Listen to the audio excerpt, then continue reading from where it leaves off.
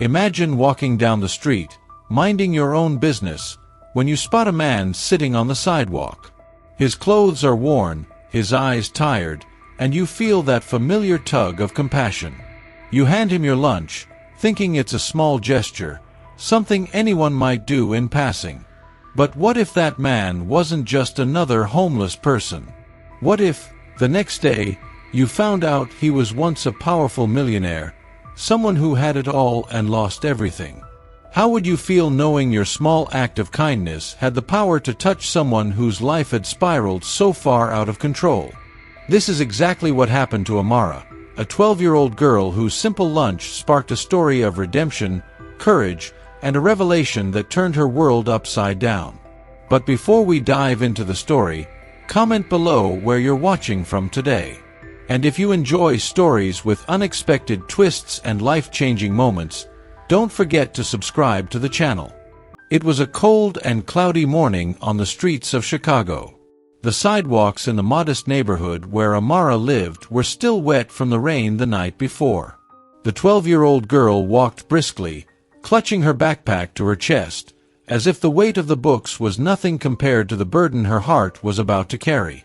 The cutting wind made her adjust the worn-out coat her mother had given her, but despite the discomfort, her eyes caught something unusual that morning. There, next to an abandoned store, sat a man, huddled against the wall, his gaze distant. He looked exhausted, as if the weight of the world rested on his shoulders. The man had a disheveled appearance, with worn-out clothes and messy hair. Amara felt a pang of compassion as she walked by him. Something in her heart told her she couldn't just walk away. Her steps slowed, and before she could think twice, she pulled out the lunch her mother had carefully prepared from her backpack. "Here, you must be hungry," she said, offering the package with a gentle smile. The man lifted his eyes, surprised by the girl's kindness. There was something in his gaze that spoke of sadness, but also of surprise, as if he no longer expected anything good from life. The man accepted the lunch with trembling hands and a murmured, "Thank you." Amara, without saying anything more, smiled and continued on her way. She didn't know why this encounter touched her so deeply, but there was something in the man's expression that would stay with her for the rest of the day. As she walked to school, the young girl reflected on what had just happened. In her mind, that simple act of sharing her lunch seemed insignificant, but at the same time, something inside her told her that moment was bigger than she could understand. What she didn't know was that this small act of generosity was about to set off a series of unexpected events. During class, Amara couldn't stop thinking about the man she had met. Her hands distractedly doodled on her notebook while her mind wandered. Who was he? She wondered. How did he end up there? The curiosity grew inside her, but along with it, she felt a strange connection to the stranger. It was as if, in that brief encounter, something had been revealed to her, something she couldn't yet comprehend. The day went on, but Amara knew that the image of the man, with his tired eyes and worn clothes, would stay with her for a long time. When she got home after another long day of school, Amara sat at the kitchen table with her mother and siblings. The smell of homemade food filled the air, but her mind was still on the morning encounter. "You're quiet today," her mother commented as she served dinner. Amara just nodded, not going into details. She didn't yet know how to put into words what she was feeling. Her mother watched her with curiosity but didn't press the matter. That night, before going to sleep, Amara looked out the small window of her room, trying to understand why that encounter had touched her so deeply. Little did she know that the next day, the world around her would bring a shocking revelation. The next morning, as she turned on the TV before heading to school, Amara froze in front of an unexpected news story. Former millionaire businessman involved in financial scandal spotted on the streets of Chicago, the headline read, while an image of a thin, worn-out man filled the screen. Amara's heart raced. "It can't be," she whispered, immediately recognizing the man she had met the day before. John Bennett, the name that appeared in the news, was the same man she had given her lunch to. The revelation was a shock. How could someone who had once been so powerful now live on the streets? Amara's mind began to whirl with questions. What happened to him? She thought, her eyes glued to the television screen. John Bennett was one of the top executives in the tech industry before losing everything in a financial scandal that ruined his career and personal life, the reporter explained. The young girl couldn't believe what she was hearing. How could someone fall from such great heights? And, more importantly, what would happen now that she knew who he really was? Amara felt a whirlwind of emotions: fear, curiosity, and, somehow, a strange sense of hope. The revelation that the man Amara had helped was actually a former millionaire stirred conflicting feelings within her. She wondered how life could be so cruel and unpredictable. He had everything, and now he has nothing, she thought as she got ready for another day of school. But at the same time, Amara felt a strange connection to John. Perhaps it was the way he had looked at her, as if silently pleading for compassion, or maybe it was simply the fact that, even without knowing who he was, she had treated him with kindness. Either way, Amara knew she couldn't just ignore this story. On her way to school, her thoughts were far from her homework and tests. Amara wanted to know more about John, to understand how someone could lose everything and end up on the streets. But at the same time, she also wondered how he was dealing with it all. Does he still remember who he was? She asked herself, trying to imagine what it would be like to live knowing that one day you had the world in your hands, and the next, nothing. Amara's curiosity wasn't just idle. It was driven by a genuine desire to help, to understand, and, perhaps, to see a story of redemption unfold before her. As John's story played out in Amara's mind, she began to realize that, despite her young age, there was something important she could do. Perhaps it was the fact that she had seen up close the pain of someone who had lost everything, or maybe it was the idea that, even as a 12-year-old girl, she still had the power to make a difference in someone's life. Amara didn't know exactly what she would do next, but one thing was clear. The encounter with John had awakened a courage inside her that she hadn't known she possessed. And with this new strength, she was ready to face whatever the future held. It had been a day since Amara had met the man on the sidewalk, and the curiosity inside her continued to grow. That morning, as she sat down for breakfast, the television in the background displayed the usual news reports. But then, something caught her attention. The face on the screen was unmistakable. It was the man she had given her lunch to just the day before. His name flashed across the screen: John Bennett, a former tech mogul who had once commanded one of the largest technology companies in the country. Her spoon froze midway to her mouth as she stared in disbelief at the television. Could it really be him? The news story recounted John Bennett's dramatic fall from grace. Years ago, he had been at the top, leading Bennett Enterprises, a company that revolutionized the tech industry. But his empire had crumbled after a massive financial scandal. It wasn't just a financial loss, it was a public humiliation. As Amara watched the report, she felt a rush of emotions. How could the man she met, seemingly a nobody, living on the streets, have once been so powerful? It was a stark reminder that appearances could be deceiving, and even those who seem to have everything can be brought to their knees. Amara couldn't shake the feeling that there was more to John's story. She remembered the tired, almost defeated look in his eyes. It was hard to imagine that this man, who once had wealth and influence, was now living on the streets, invisible to the world around him. What could have happened to push him so far? She wondered, her curiosity deepening. She wanted to know more, not out of mere interest, but because she felt a strange connection to him, as if fate had brought their paths together for a reason. After school that day, Amara sat down with her mother and asked cautiously, "Mom, what do you know about John Bennett?" Her mother raised an eyebrow, surprised by the question. John Bennett? Wasn't he that big tech guy who lost everything in some scandal? She responded, pausing to think. Amara nodded. Yeah, I saw something about him on TV today. It's sad how someone can lose it all so quickly. Her mother sighed, shaking her head. It just goes to show you, money doesn't protect you from life's trials. One mistake, and it can all disappear. Amara thought about that, the weight of those words sinking in. That evening, Amara found herself reflecting deeply on how fragile life could be. The revelation about John's identity had shaken her understanding of the world. How could someone with so much end up with so little?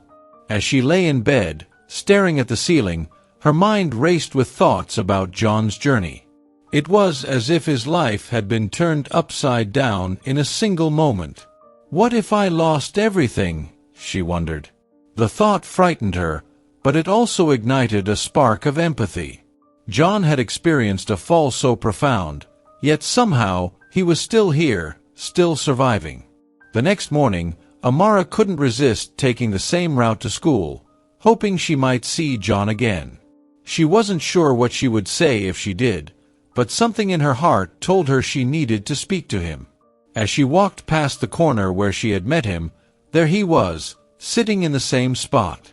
His clothes were still tattered, and his face still bore the same weary expression, but now, knowing who he was, she saw him differently. He was no longer just a homeless man. He was John Bennett, a man with a complex story of loss, courage, and perseverance. Gathering her courage, Amara approached him again. "Hi," she said softly. John looked up, his expression unreadable at first, but then a flicker of recognition crossed his face. "You again," he said with a faint smile. Amara smiled back, feeling a mixture of nervousness and determination. "I saw you on the news. You're John Bennett, right?" she asked. John's smile faded, replaced by a look of resignation. "That was a long time ago," he muttered, his voice barely audible. Amara hesitated for a moment, unsure of how to continue. "I don't mean to pry, but how did it all happen?" John let out a heavy sigh, as if the weight of his past had just settled on his shoulders once more. "It's a long story," he began, his voice carrying the weariness of someone who had spent too long running from their mistakes. Amara sat beside him, listening intently as he started to recount the events that had led to his downfall. "I was at the top of the world, you know," he said, his eyes gazing into the distance. "I had power, influence, and more money than I knew what to do with. But I got greedy. I made deals I shouldn't have, trusted the wrong people, and then it all came crashing down." As John spoke, Amara could hear the emotion in his voice, the regret, the sorrow. "The scandal, it wasn't just about the money," he continued. "I lost everything. My reputation, my company, my family. People I thought were my friends abandoned me overnight. And in the end, I was left with nothing." Amara listened quietly, her heart heavy with the weight of John's story. It was a story of failure, but also one of immense vulnerability. She could see the pain in his eyes, but also a glimmer of the man he had once been. John paused, his hands resting on his knees as he took a deep breath. "I guess I deserved it," he said, almost to himself. "I was arrogant. I thought I was invincible." Amara shook her head. "No one deserves to lose everything," she said softly. John looked at her, surprised by the empathy in her voice. "Maybe not," he murmured, "but when you make enough mistakes, life has a way of humbling you." His words hung in the air, a reminder of how fragile success can be. Amara thought about all the people who walked by John every day, never knowing the story behind his worn-out clothes and tired eyes. As their conversation continued, Amara realized that John's story wasn't just about a man who had lost his fortune. It was about a man who had lost his way. She could see that beneath the layers of regret and shame, there was still a person who had the potential to rise again. And in that moment, she knew she couldn't walk away. There was more to this story, more to John's journey, and somehow she felt that her role in it was far from over. As the days passed, John couldn't stop thinking about the young girl who had offered him her lunch. It was such a small act of kindness, yet it had an unexpected effect on him. Sitting in the same spot day after day, invisible to the world, John had grown used to being overlooked, as though he didn't exist. But Amara's simple gesture had pierced through the layers of hopelessness he had built around himself. For the first time in years, he felt something stir inside him, a flicker of humanity that he thought he had lost. John found himself thinking back to his earlier days, long before the scandal, long before he became consumed by greed. He remembered a time when life was simpler, when people mattered more than profits, and when his heart was still open to the world around him. The memory of Amara's generosity reminded him of those times. It made him reflect on how far he had fallen and how disconnected he had become from the person he once was. The small act of compassion reignited something within him that had been dormant for far too long. Amara, too, couldn't shake the feeling that something important had happened that day.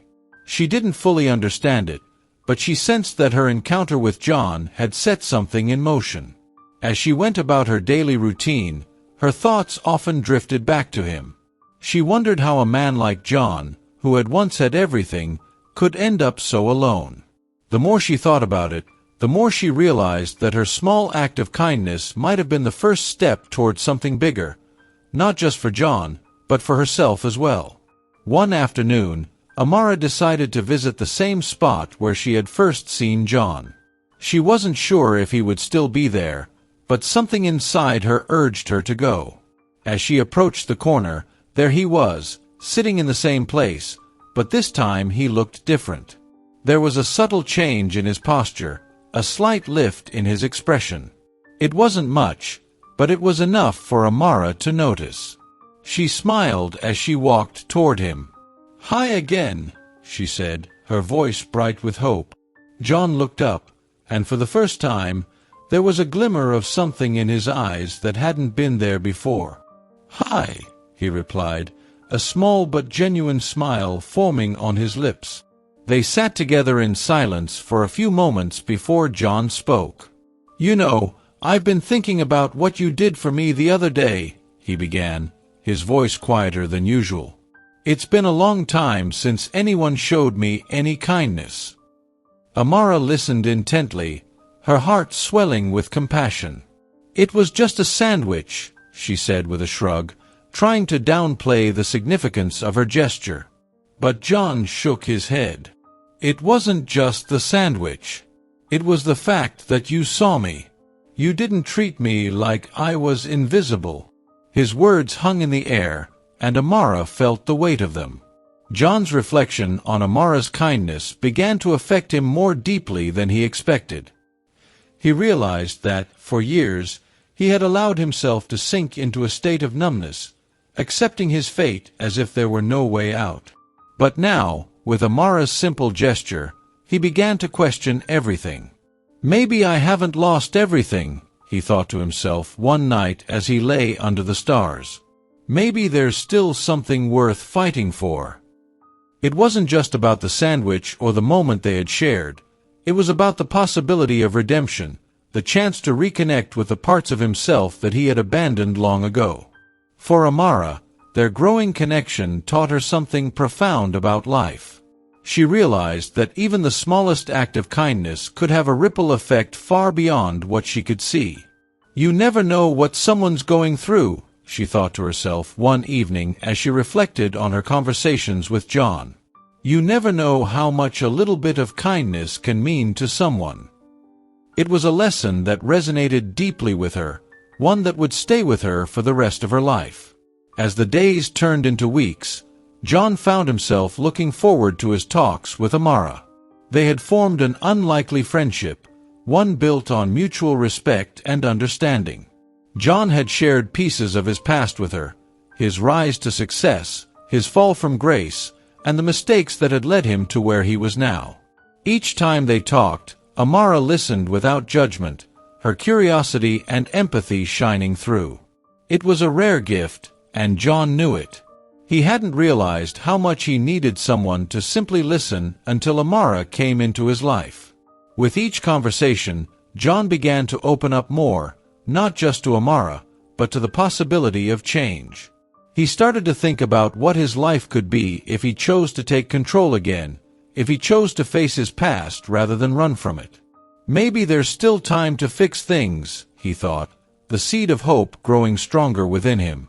He knew it wouldn't be easy, and that the road ahead would be filled with challenges, but for the first time in years, he felt a sense of purpose returning to his life. It was a fragile thing, but it was there, a spark of perseverance that refused to die. Amara, too, felt the impact of their friendship on her own life. She had always been a compassionate person, but her time with John had deepened her understanding of what it meant to truly see someone. She realized that everyone has a story, and that sometimes, all it takes is one small act of kindness to help someone rediscover their own strength. It was a powerful lesson, one that had changed her perspective on the world around her. And as she continued to spend time with John, she couldn't help but feel that their journey together was only just beginning. John's transformation wasn't immediate, but it was undeniable. The more he reflected on Amara's kindness, the more he began to believe that he could change. He knew that he had made mistakes, but he also knew that he wasn't beyond redemption. Maybe I can start over, he thought to himself, the idea both terrifying and exhilarating. He didn't know how he would do it or where to begin, but the possibility of a new future had taken root in his heart. And as long as that hope remained, John knew that he had a chance to rebuild his life, no matter how difficult the path ahead might be. As the days went by, Amara's connection with John grew deeper. Their conversations became more frequent, and soon John felt comfortable enough to open up about his past. One chilly afternoon, they sat together on the same familiar corner, with John gazing distantly into the horizon. After a long silence, he finally began to speak, his voice low and heavy with emotion. "I wasn't always like this, you know," he said, glancing at Amara as if searching for some sign of understanding. She nodded, encouraging him to continue. "I used to have it all. I was the CEO of Bennett Enterprises." Amara's eyes widened as she heard the name. Bennett Enterprises was once a well-known tech company, famous for its innovations. "That's you?" she asked, astonished. John nodded slowly. "It was me. I built that company from the ground up," he explained, his voice tinged with both pride and regret. "I had power, money, and respect. But I also had something more dangerous: greed." Amara listened carefully, sensing that what John was about to share would reveal the deeper layers of his fall. "I made bad decisions. I got too comfortable, too arrogant. I thought I was invincible." John's expression darkened as he recounted the events that led to his downfall. "It all started with a series of bad investments. I wanted more profit, more recognition. I started cutting corners, taking risks I shouldn't have." His voice cracked slightly as he continued. "And then the scandal hit. One of my deals went south, and before I knew it, I was being investigated for financial fraud." Amara could feel the weight of John's words as he described the moment his world began to crumble. "I lost everything in a matter of weeks. My company, my reputation, my family." Amara's heart ached for John as she imagined the pain of losing everything he had worked so hard to build. "What happened with your family?" she asked gently, sensing that this was a sensitive subject. John took a deep breath before answering. "They couldn't handle it. My wife, my children, they were ashamed of me. And honestly, I don't blame them. I had let them down. I had let everyone down."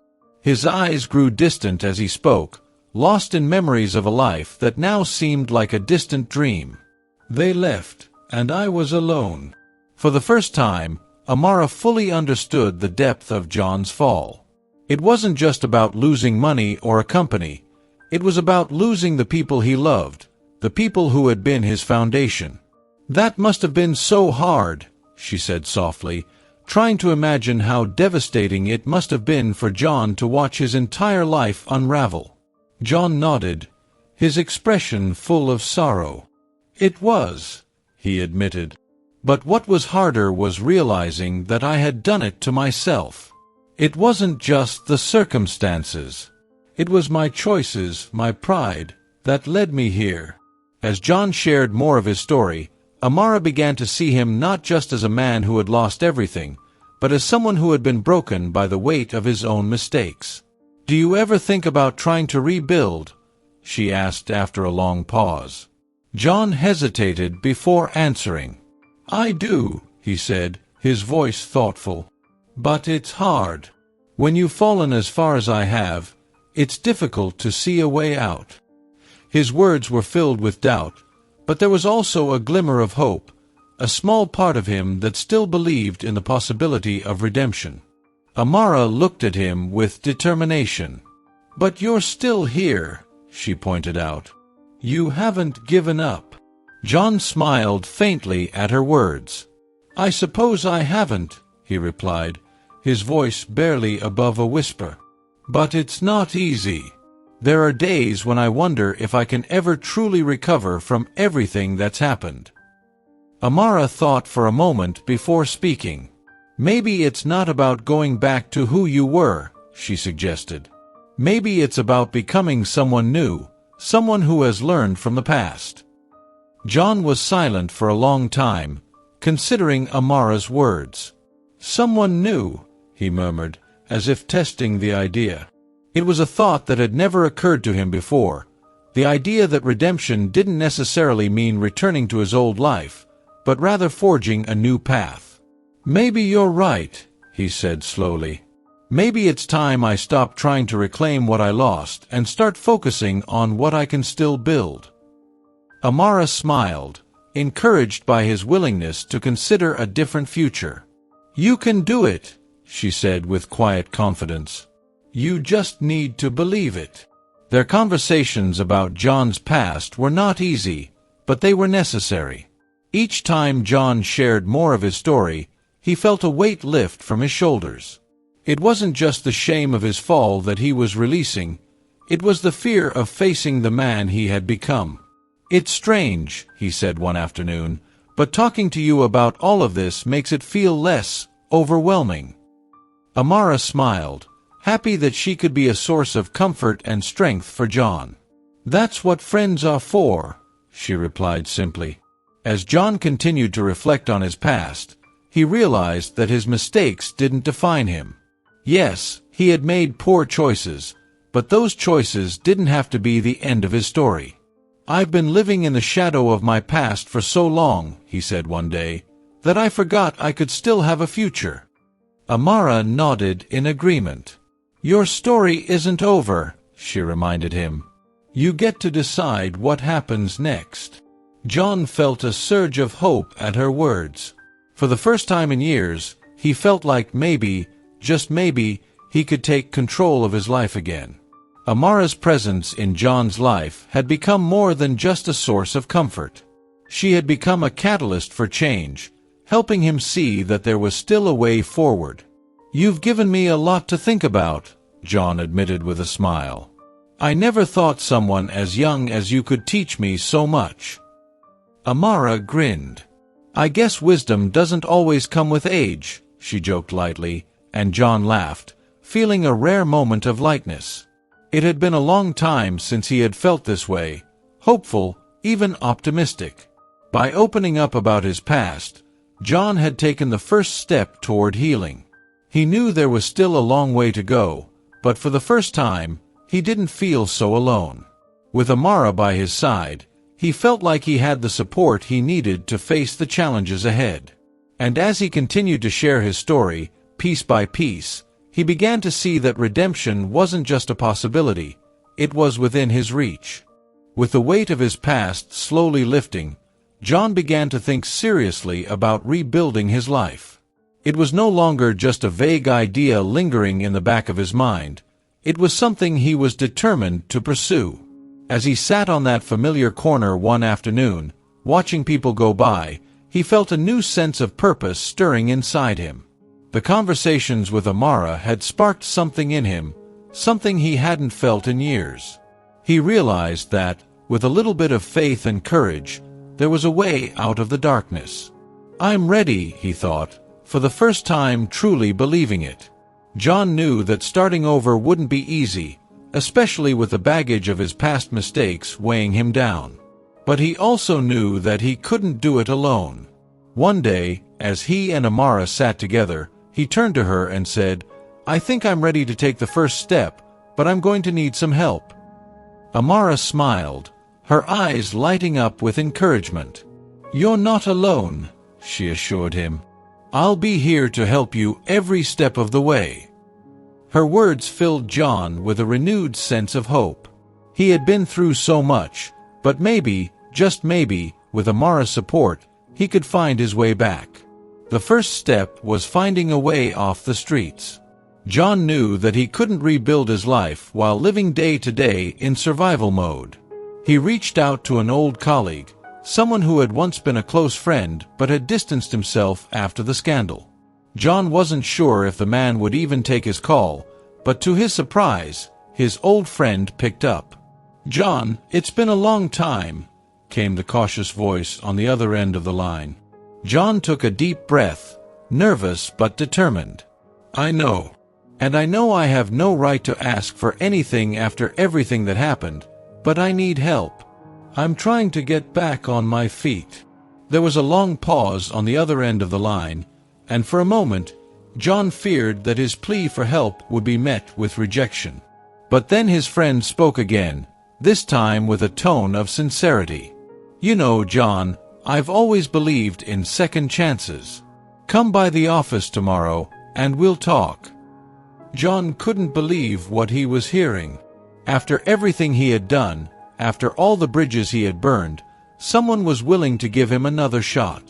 He hung up the phone, a sense of relief washing over him. It wasn't much, but it was a start. The next day, John stood outside the office building where he had once been a respected executive. The towering glass structure loomed above him, a reminder of the life he had left behind. His heart raced with anxiety, but he knew that this was his chance to make things right.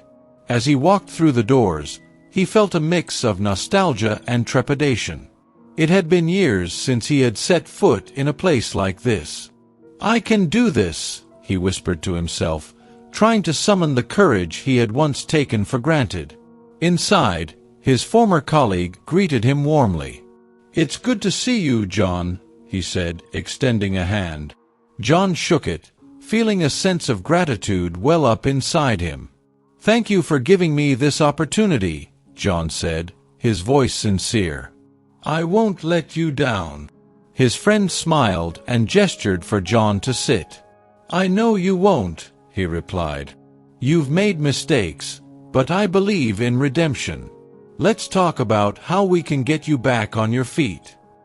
The conversation that followed was one of possibility and second chances, and for the first time in years, John felt like he had a future to look forward to. As John began his journey back into the professional world, the challenges were immense. His reputation was still tarnished, and many people in the industry remembered the scandal that had brought him down. But John was determined to approach this new chapter with humility and purpose. "I've learned my lesson," he thought to himself as he navigated the first few weeks back in the business. It wasn't about regaining the power and wealth he had once known. It was about rebuilding his life on a foundation of honesty and perseverance. Amara remained a constant source of support throughout this process. She encouraged John on the difficult days when he felt like giving up and celebrated with him on the small victories.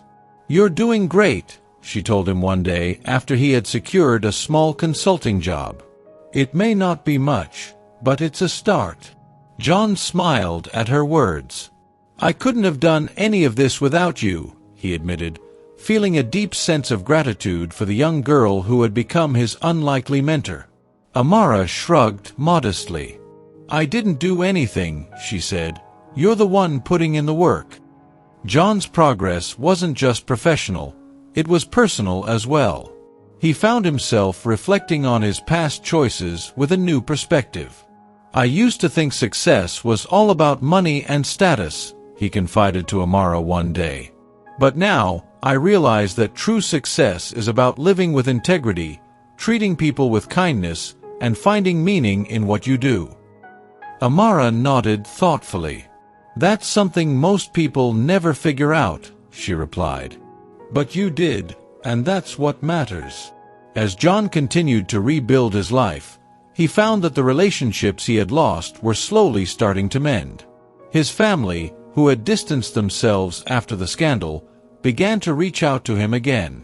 It started with a phone call from his daughter, a conversation filled with awkward pauses but also hope. "Dad," she had said, "I've heard you've been trying to turn things around. I'm proud of you." Those words meant more to John than any business success ever could. "I'm trying," he had replied, tears welling in his eyes. "I'm really trying." With Amara's support and the help of those who believed in second chances, John was on the path to redemption. It wasn't easy, and there were still many challenges ahead, but for the first time in a long time, he felt like he was in control of his life again. He had lost everything once, but now he was rebuilding not just a career, but a life grounded in compassion, perseverance, and hope. As he looked at the road ahead, he knew that, no matter how difficult it might be, he was no longer walking it alone. As John continued to rebuild his life, both he and Amara began to realize just how much they had changed through their unlikely friendship. For John, the transformation was clear. He had gone from being a man resigned to his fate to someone who believed in the possibility of redemption. But for Amara, the change was more subtle. Her kindness had always been a part of who she was, but her connection with John had given her a deeper understanding of the world and the people in it. She had learned that behind every face on the street, there was a story, often filled with more pain and resilience than anyone could imagine. One afternoon, as they sat together in the park, Amara looked at John and asked, "Do you think you'll ever go back to the life you had before?" John shook his head, smiling softly. "I don't think so," he replied. "That life is gone, and honestly, I'm okay with that.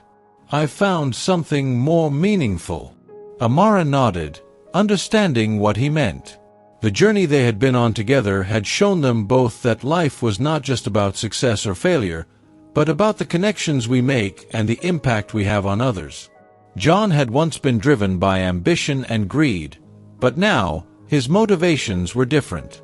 He wanted to help others, to give back to those who were in the same position he had once been.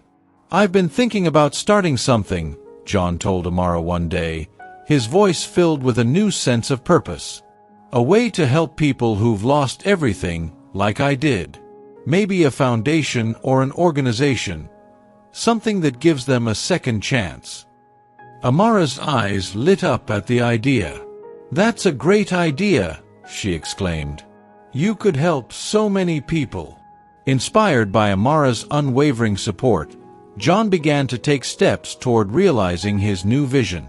He reached out to contacts he hadn't spoken to in years, slowly gathering the resources and connections needed to start a non-profit organization focused on helping the homeless and those affected by financial ruin. It was a challenging process, but John was determined. "This is my way of giving back," he explained to Amara one day. "I've been given a second chance, and now I want to make sure others get the same opportunity." As John worked tirelessly on his new project, Amara watched with pride. She had seen him at his lowest point, and now she was witnessing his rise, not just as a businessman, but as someone who genuinely cared about making the world a better place. "You've come so far," she told him one evening as they sat discussing his plans. "It's amazing to see how much you've grown." John smiled, grateful for her words. "I wouldn't be here without you," he said simply. "Your kindness changed everything for me." But it wasn't just John who had been transformed by their friendship. Amara, too, had learned valuable lessons about compassion, resilience, and the power of small acts of kindness. "I never knew that something as simple as sharing a sandwich could have such an impact," she reflected one day. "But now I see that it's not about the size of the gesture, it's about the heart behind it." Her experiences with John had opened her eyes to the struggles that so many people faced, and she felt more determined than ever to continue spreading kindness wherever she could. John's non-profit organization began to take shape, and within a few months, it was officially launched. The impact was immediate. Homeless shelters and support centers around Chicago began partnering with the organization, offering resources and assistance to those in need. John himself became a prominent figure in the initiative, speaking openly about his past and how his fall from grace had led him to a new purpose. "My story isn't unique," he would tell crowds at fundraisers and events. "But what matters is what we do after we fall. We all deserve a second chance." Amara was often by his side during these events, watching as John inspired others with his story of perseverance and redemption. She had never imagined that their brief encounter on the sidewalk would lead to something so profound, but now, seeing the impact John was having on the lives of so many people, she knew that their friendship had been more than just a coincidence. "Sometimes, the smallest things can create the biggest changes," she thought, marveling at how far they had both come. As the organization grew, John's reputation began to shift. People no longer saw him as the disgraced businessman who had lost everything in a scandal. Instead, they saw him as someone who had overcome immense challenges and was now using his experiences to help others. "I'm proud of the work we're doing," John said one day as he and Amara walked through the bustling city streets. "But more than that, I'm proud of the person I've become." Amara smiled at his words, knowing that the transformation she had witnessed in John was something truly remarkable.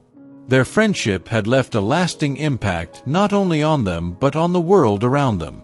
John's organization was changing lives, and Amara's quiet act of kindness had been the spark that ignited it all. As they sat together in the park one day, reflecting on everything they had been through, John turned to Amara and said, "You changed my life, you know that?" Amara blushed slightly, shaking her head. "I didn't do anything special," she said humbly. But John disagreed. "You did," he insisted. "You saw me when no one else did. You gave me hope when I had none." In the end, their journey together had been one of mutual transformation. Amara had learned that even the smallest act of kindness could have a profound effect, and John had discovered that redemption was possible, even after the darkest of times. Together, they had shown that compassion could be the key to unlocking change in the world, and that no one was beyond hope. As they continued their journey, they knew that their story was far from over. There would be more challenges ahead, more opportunities to spread kindness and create change, but they were ready to face it all, together. Now that you've heard John and Amara's incredible story, the question I want to leave with you is this: what impact could your small acts of kindness have on someone's life? Imagine the change you could inspire, the hope you could bring, just by offering a hand when no one else does. If John's life could turn around from a single act of compassion, what's stopping you from changing the world around you? Sometimes, the greatest transformations begin with the smallest gestures. So, are you ready to make a difference in someone's life today? If this story touched you, if it made you think about the power of hope, courage, and perseverance, then go ahead. Hit that subscribe button and turn on notifications so you don't miss any of our future videos. Together, we can keep spreading these stories of transformation and learning how to make the world a better place, one small act at a time. What will your next move be?